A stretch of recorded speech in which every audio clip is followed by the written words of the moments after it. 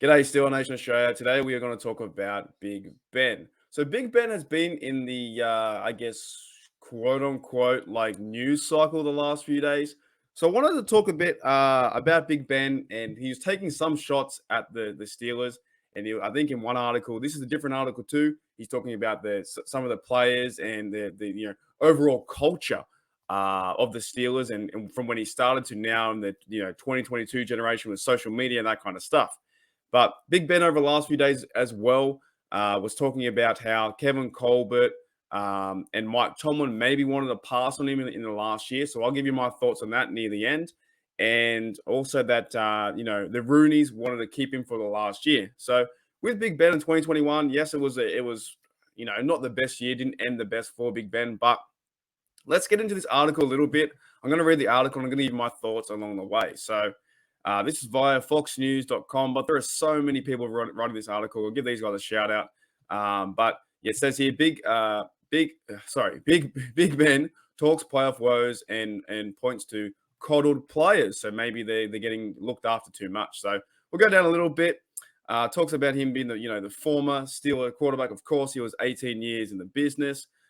He says here, I feel like the game has changed. I feel like people have changed in a sense. Maybe it's because I got spoiled when I came in and the team was so important to me and it was all about the team. Now it's about me and this and that and the other. So firstly, guys, like I tend to agree with him. I think society has changed over time since I've been watching since 2004. The social media, Instagram, Twitter, the look at me generation. Look, I'm on YouTube. Look at me. I'm on YouTube, right?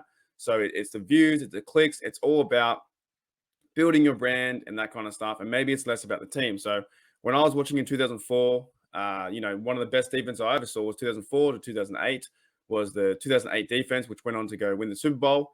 And maybe it was more about the team. Whereas in 2022, we know that a lot of athletes now do have podcasts.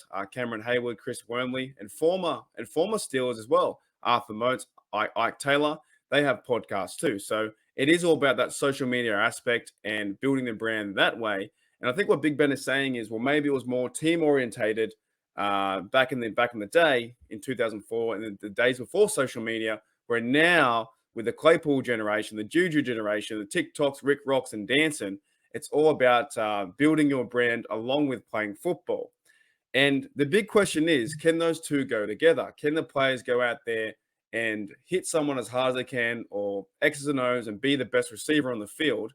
And even to a certain point, like I give Claypool a bit of a riff sometimes because I'm not a big fan of Claypool. I don't like the way how he plays football. I don't really think he's really a true receiver or a true Steeler.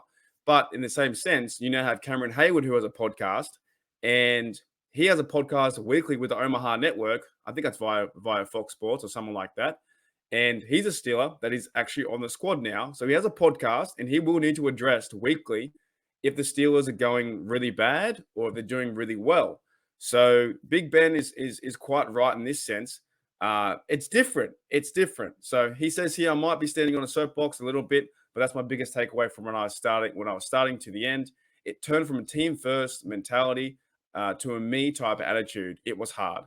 Also, guys, there's a big disconnect as well for Big Ben being older, like 30, 35 or 30, 36, I think into his last year or whatever it may have been, with connecting with guys who are younger, 20, 21, 22. And there's a huge disconnect. I even found that in my personal life when you go to parties and you are the older guy. There's a massive disconnect. You guys just don't talk the same, similar rhythm. So I agree with Big Ben there too. The game has changed 100%.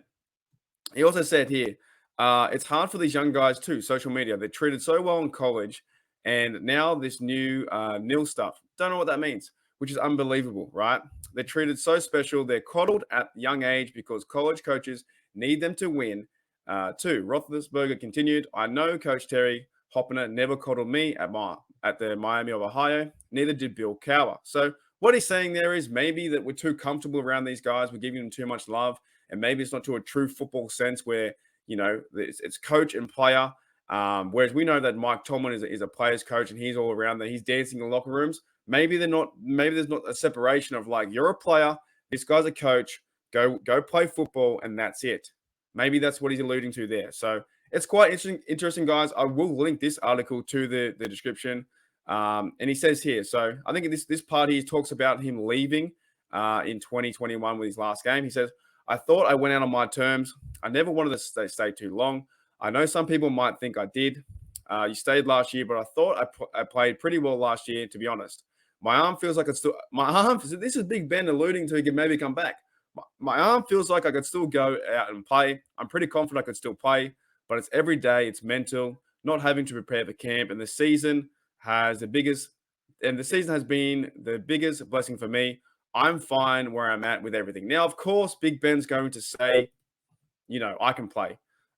Big Ben, every athlete till this day, if they're, Terry Bradshaw probably still goes out there and says, I can play. So he's alluding to there, like his arm still feels all right. He think he went out the right way, but there was complications that he brought up, saying that Kevin Colbert maybe didn't want him there as much as the Rooneys did, and Mike Tomlin maybe didn't want him there as much as the Rooneys did too. And it's quite interesting too, guys, because with Big Ben, I don't think anybody could have fired him. I think Big Ben has built such a legacy to the team. I think he had to go out that way, a bit like Peyton Manning did with the Denver Broncos. However, Peyton Manning had a really bad arm, terrible arm, and that defense carried them to the Super Bowl and to the Super Bowl victory, 100%. You can't argue me with that. That's wrong. So Big Ben was there until 2021, but we're at the point now where it doesn't really matter, right? You're there for 2021, and we lost to the Chiefs, and you had the great 2 victories to finish your career. The Browns at home, beat them, and then we versed the Ravens away. You beat them too.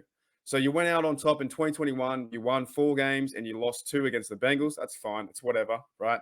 You move on, and now it's 2022. Big Ben was still in the news before training camp, but it's going to happen. It's going to happen. This is the first season without Big Ben going into training camp.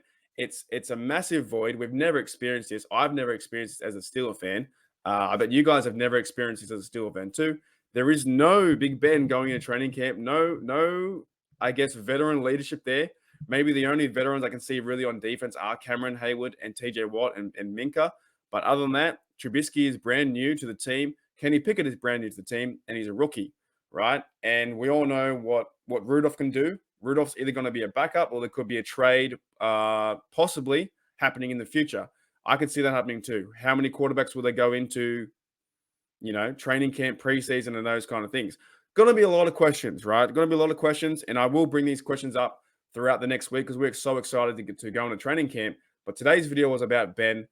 Ben talking about the team, and Ben, I guess taking a tiny little shot saying, well, they didn't want me. But you know what?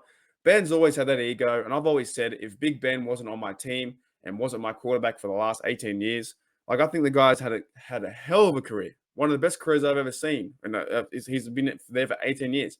But if he were to be a Packer, if he were to be a Cowboy, if he would have been a Charger, I don't think I would have liked Big Ben. I don't think I would have. He's got such a high ego, and there's always been stories about was it him or was it Antonio Brown?